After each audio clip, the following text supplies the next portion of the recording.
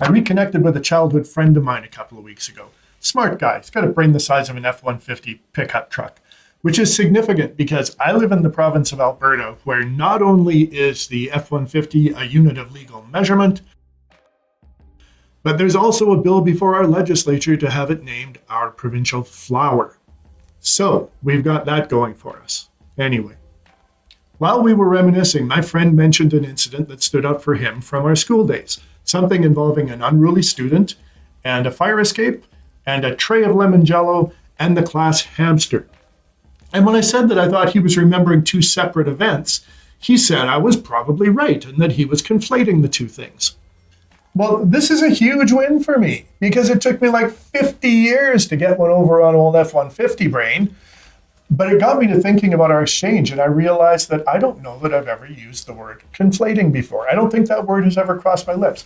In fact, I wasn't even completely sure that I knew exactly what it meant. I mean, I could guess, sure, that conflating must be like confusing or mixing things up, but I didn't know for sure. So I went and I looked it up. Turns out I nailed it. Conflated and confused are pretty much the same thing. In fact, confused is one of the definitions in the dictionary for conflated. But conflated is more like when you're thinking about two things and they get squished together because your head's too small to hold them both at the same time. Help me.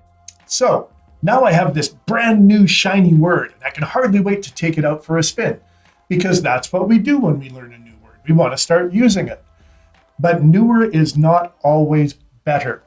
And here's what all this means from a communication perspective. My friend had literally combined the two events in his head. And the word that most accurately describes that is conflated. But accurate isn't the same as effective. And the only thing that really matters is which word is my audience most likely to understand. Because what we don't ever want to do is to send our audience to dictionary.com just so they can keep up with what we're saying. You see, having a big vocabulary isn't necessarily always an advantage.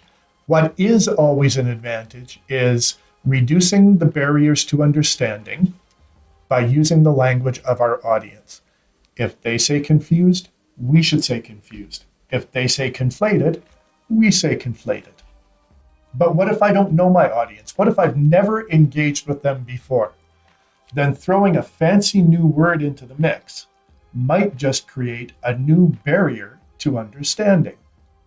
Look, no one wants to be the one to put up their hand and say, "Oh, I don't get it. Can you please explain that to me?"